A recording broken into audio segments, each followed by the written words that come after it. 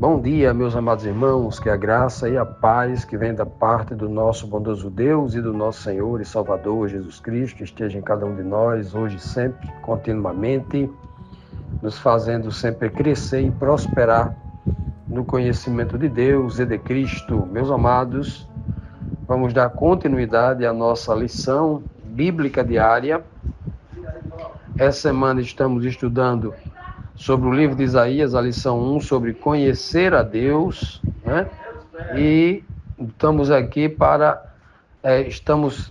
hoje na quarta-feira para dar continuidade a esta lição. Só relembrando que ontem, na terça-feira, nós vimos as perguntas 5 e 6, estudamos ontem, né?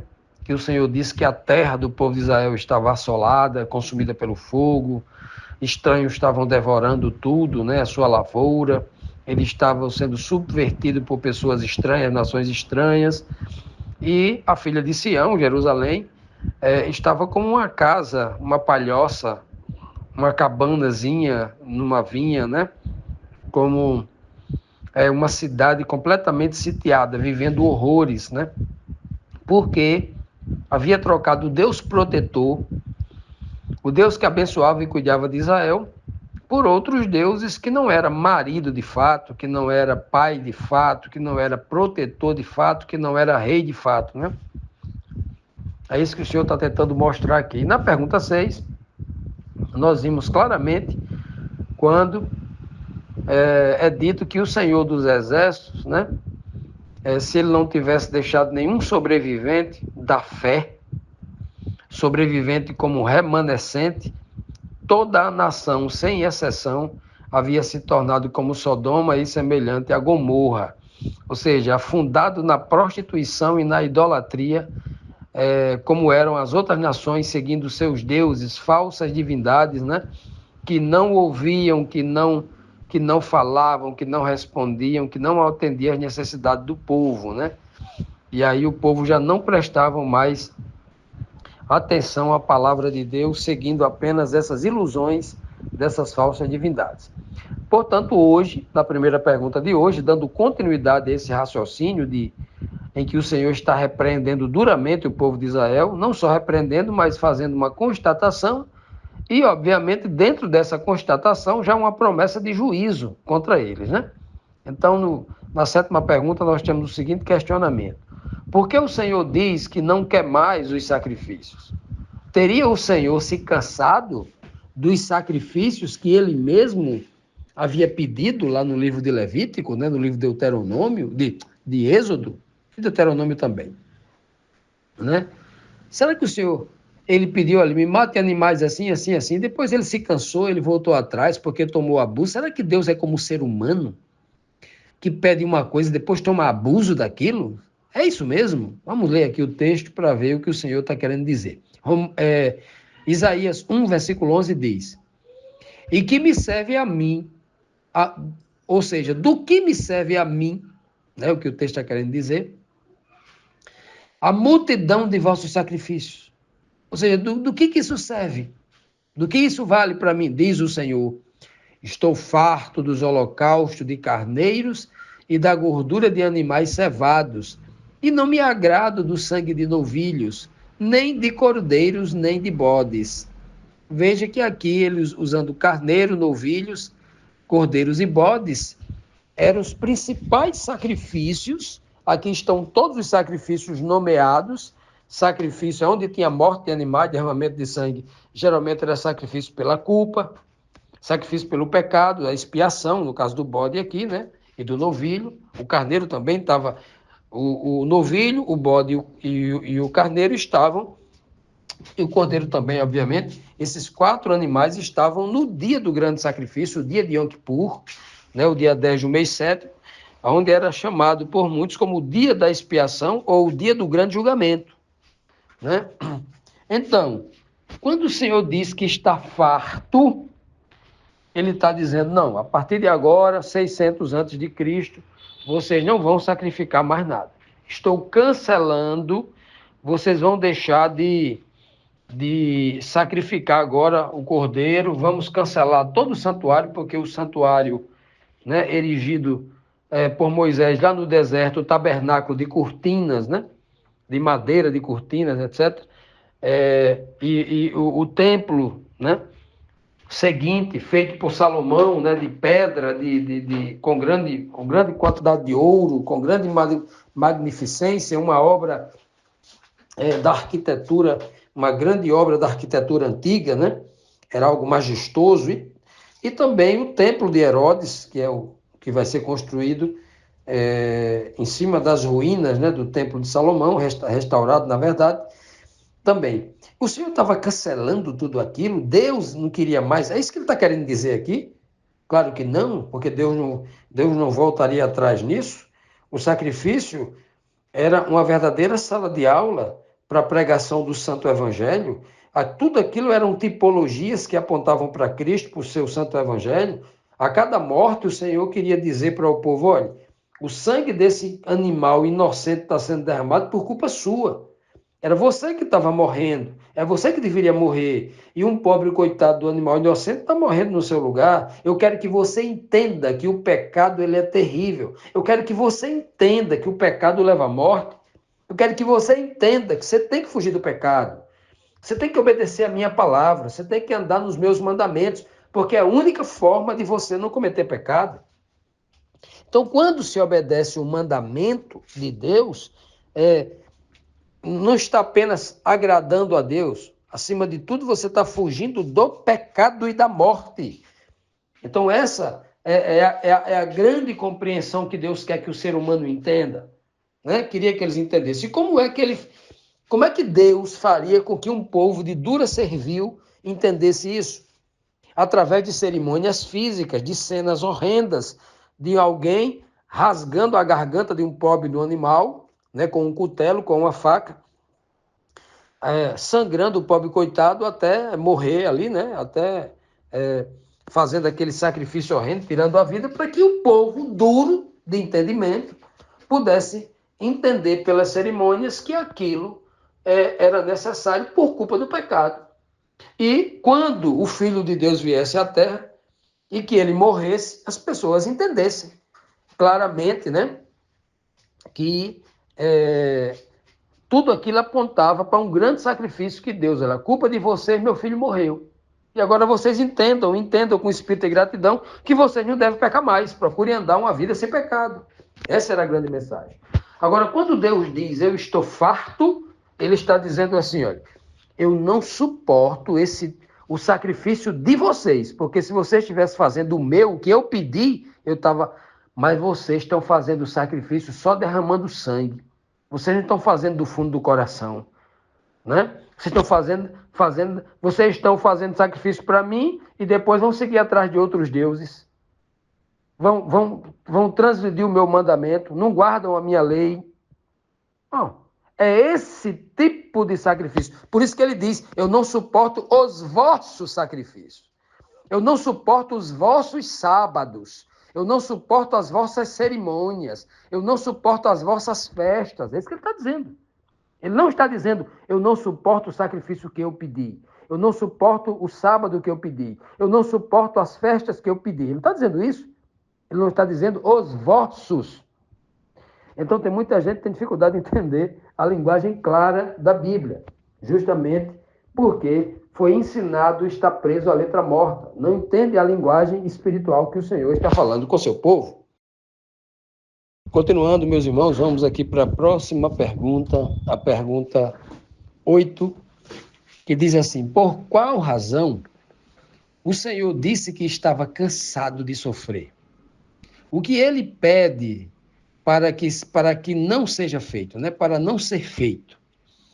Agora o versículo 13 e 14 de Isaías 1 diz assim, não continueis a trazer ofertas vãs. O incenso é para mim abominação. E também as festas da lua nova, os sábados, e a convocação das congregações. Não posso suportar a iniquidade associada ao ajuntamento solene. As vossas festas da lua nova e as vossas solenidades A minha alma as aborrece. Já me são pesadas, estou cansado de as sofrer, ou cansado de sofrer vendo tudo isso, né? É uma linguagem que Deus usa aqui, obviamente, não é que Deus sofre como o ser humano sofre, né? O ser humano, quando é traído, né, a esposa pelo esposo, ou o esposo pela esposa, ou um sócio que é traído por um sócio que de anos de confiança e descobre que foi receber um grande golpe, é um sofrimento muito grande na alma, uma dor na alma, né? Aquilo é muito difícil. Uma dor na alma, uma traição, né? Então, é esse tipo de sofrimento que está se falando aqui, né? Deus não pode sofrer com um corte na carne, né? Deus não é como ser humano, né? Pois bem, então quando ele diz sofrer, é justamente vendo isso, vendo que ele preparou tudo para que o homem fosse saudável, feliz, próspero, principalmente espiritualmente, crescesse no conhecimento, que é o que importa para Deus, né? Porque o resto todo é acrescentado, tudo que eu preciso para ver essa vida, Deus dá. Então, o homem não entendia isso, né? E agora, quando eles faziam essas festas que deveriam conduzi-los a uma reflexão espiritual, cada festa era um aprendizado, cada cerimônia tinha uma mensagem implícita em cada atitude, em cada situação ali da cerimônia, mas o povo estava ali como? Estava preocupado em comer, em dançar, em festejar. Depois, quando saía dali, aquilo não adiantava de nada, estava atrás de outros deuses, acreditando em lendas, né, pregando mentira, por não seguir o mandamento de Deus, não estava amando a Deus e nem amando o próximo, começaram a corromper o seu próprio próximo, né? O povo, seus compatriotas, o povo dos filhos, os irmãos ali de fé, estavam sendo corrompidos e, né, explorados, dominados. Por isso que Deus envia uma série de profetas, chamados profetas pequenos, cada um deles traz uma repreensão contra Israel que não está amando o próximo. O tempo todo explorando. Tem um dos profetas que vai dizer: vocês estão orando para que passe logo o sábado, para que vocês possam consertar a balança de vocês para diminuir, para roubar. Vende 1 quilo e a balança só mede 900 gramas.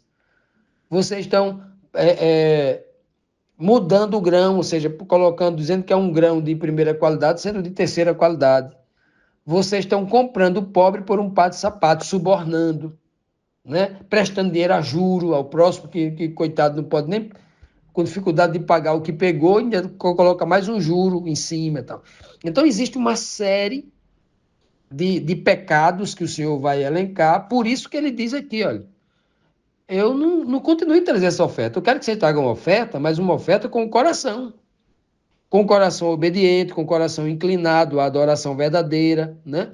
No que adianta vocês escolherem o melhor boi, o cordeiro de 1 ano sem defeito, é a coisa mais linda, os carneiros mais gordos para fazer o sacrifício de gratidão no santuário, mas o coração de vocês não tem compromisso comigo, vocês não guardam os mandamentos.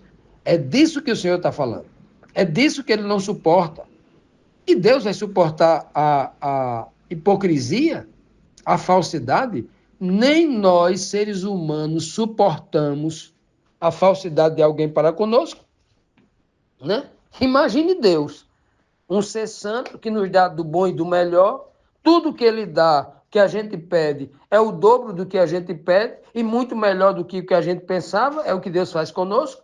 A regra que ele pede que a gente faça de ir 1 milha, né? Se pedido for para a gente ir 1 milha, a gente vá 2, é porque ele já faz isso conosco. Tudo que a gente pede para ele, ele dá melhor do que o que a gente pediu, ou não é assim? Falo aqui aos homens e mulheres espirituais que têm intimidade com Deus, que vai confirmar o que eu estou dizendo, porque tudo que eu peço a Deus, ele me dá melhor do que o que eu pedi. E geralmente a quantidade maior do que o que eu preciso. Ele sempre fez isso comigo.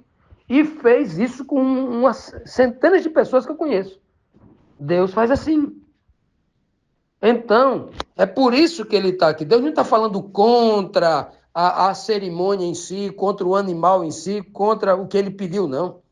O problema está no coração das pessoas. Ele diz assim, ó, não posso suportar a iniquidade de vocês que estão associadas ao ajuntamento solene, à congregação, quando vocês se reúnem para adorar. Ele está falando contra a iniquidade, aquele que está dentro do coração. Pecado, na definição da letra morta dos judeus, né? Significa o ato consumado, né? Mas iniquidade é algo que está vinculado à índole, à intenção do homem querer fazer. Muitas vezes ele não apresenta, está calado no seu coração. Ele parece ser uma pessoa boa, mas por dentro ele é mau. A índole é má. Então, isso é que Deus chama de iniquidade. Isso é a iniquidade, aquilo que está ligado, está escondido lá dentro do coração dele. A vontade de fazer, o amor ao pecado, o amor, isso é a iniquidade. É o pecado agravado para Deus. É a forma mais grave do pecado, é quando ele chama iniquidade. É isso que ele está dizendo. Eu não posso suportar. Né? Ele não suporta o santo sábado dele? Não, foi ele que pediu. Ele não suporta as grandes lições que os sacrifícios demonstrariam.